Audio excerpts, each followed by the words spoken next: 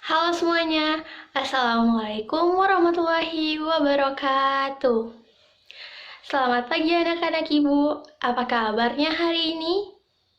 Semoga selalu sehat dan tetap semangat. Perkenalkan, nama Ibu Getrin Melani Idris, bisa dipanggil Ibu Getrin. Hari ini, Ibu akan mengajar di kelas 5A dengan tema 8 subtema 2 perubahan lingkungan, pembelajaran ketiga. Sebelum kita memulai pembelajaran hari ini, alangkah lebih baiknya kita berdoa sebelum memulai pembelajaran. Berdoa menurut kepercayaan masing-masing. Walaupun kita tidak belajar secara langsung, Ibu harap anak-anak Ibu dapat fokus dalam belajar agar dapat belajar secara maksimal dan dapat paham dengan materi pembelajaran kita hari ini. Tujuan pembelajaran kita hari ini yaitu agar anak-anak ibu dapat mengidentifikasi jenis-jenis usaha yang dikelola sendiri dengan benar. Yang kedua, anak-anak ibu dapat mengidentifikasi keragaman jenis-jenis usaha di lingkungan sekitar anak-anak ibu. Yang ketiga, anak-anak ibu mampu mengidentifikasi keunikan adat istiadat dalam keragaman sosial budaya masyarakat Indonesia. Yang kelima, anak-anak ibu mampu mengidentifikasi peristiwa atau kejadian dalam bacaan. Halo semuanya, hari ini kita akan belajar tema 8, subtema 2, perubahan lingkungan, pembelajaran ketiga. Pada muatan pembelajaran ini, kita akan belajar bahasa Indonesia, IPS, dan PPKN. Pada pembelajaran sebelumnya, kamu telah mengetahui jenis-jenis usaha ekonomi.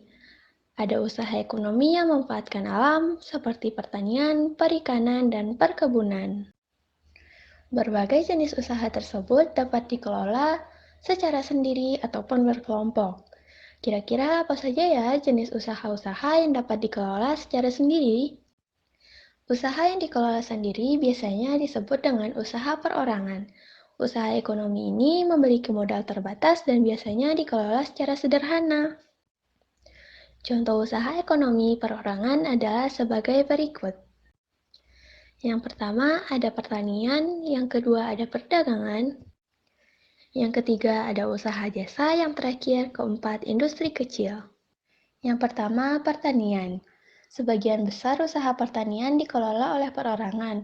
Usaha ini memiliki modal terbatas. Lahan yang digarap petani biasanya terbatas, lahan persawahan dan tegalan. Namun ada juga usaha dilakukan pertanian yang dilakukan secara besar-besaran. Yang kedua, perdagangan. Usaha perdagangan secara perorangan biasanya berskala kecil dan sedang. Contoh usaha perdagangan antara lain pedagang asongan, pedagang keliling, pedagang kaki lima, pedagang di pasar, warung, dan toko kelontong. Yang ketiga, usaha jasa. Secara umum, banyak usaha jasa yang dikelola secara perorangan. Contohnya usaha salon, fotokopi, bengkel, potong rambut, dan penjual pulsa. Yang keempat, industri kecil. Sektor industri kecil yang dikelola perorangan merupakan industri rumahan. Contoh industri rumahan antara lain usaha kerajinan tangan berupa keramik, souvenir, tembikar, anyaman, dan mebel. Usaha masyarakat biasanya banyak dipengaruhi oleh kondisi geografis tempat tinggalnya. Sebagai contohnya di Bali. Keindahan dan keunikan di Pulau Bali menjadikan industri pariwisata berkembang pesat. Akibatnya, banyak jenis usaha jasa di Bali. Tahukah kamu keunikan budaya di Pulau Bali? Desa unik di Bali. Bali merupakan tujuan wisata yang sangat terkenal, baik di dalam negeri maupun di luar negeri. Banyak hal yang membuat Bali menarik untuk dikunjungi wisatawan. Salah satu daya tarik Bali adalah adanya beberapa desa unik. Desa apa sajakah itu? Apa keunikannya? Bacalah penjelasan berikut ini dengan saksama. Yang pertama ada Desa Tenganan. Desa Tenganan terletak di Kecamatan Manggis, Kabupaten Karangasem, di sebelah timur Pulau Bali. Desa Tenganan merupakan salah satu desa tertua di Bali. Masyarakat desa ini masih menjunjung tinggi nilai adat dan budaya. Desa Tenganan merupakan salah satu desa Bali, Aga atau desa asli suku Bali. Desa ini terkenal dengan kesederhanaannya. Yang kedua, Desa Trunyan. Desa Trunyan terletak di pinggir Danau Batur, Kintamani, Kabupaten Bangli, Bali Utara. Keunikan desa ini adalah tradisi pemakamannya. Pada masyarakat Hindu Bali, jenazah orang meninggal akan dibakar atau yang disebut ngaben.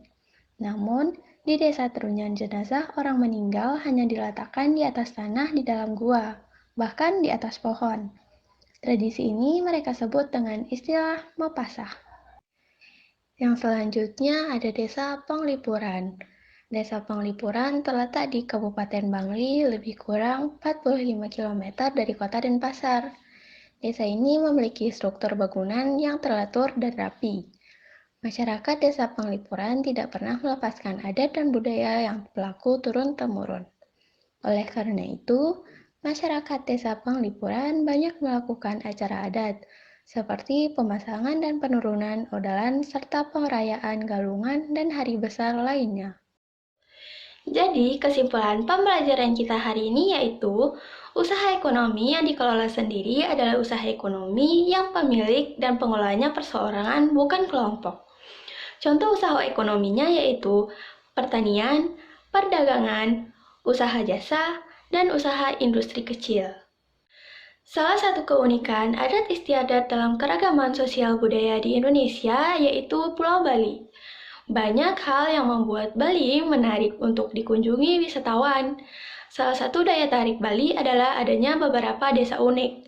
Desa uniknya yaitu yang pertama Desa Tenganan, yang kedua Desa Trunyan, yang ketiga Desa Panglipura. Sekian pembelajaran kita pada hari ini. Sampai bertemu di pertemuan selanjutnya. Wassalamualaikum warahmatullahi wabarakatuh. Terima kasih.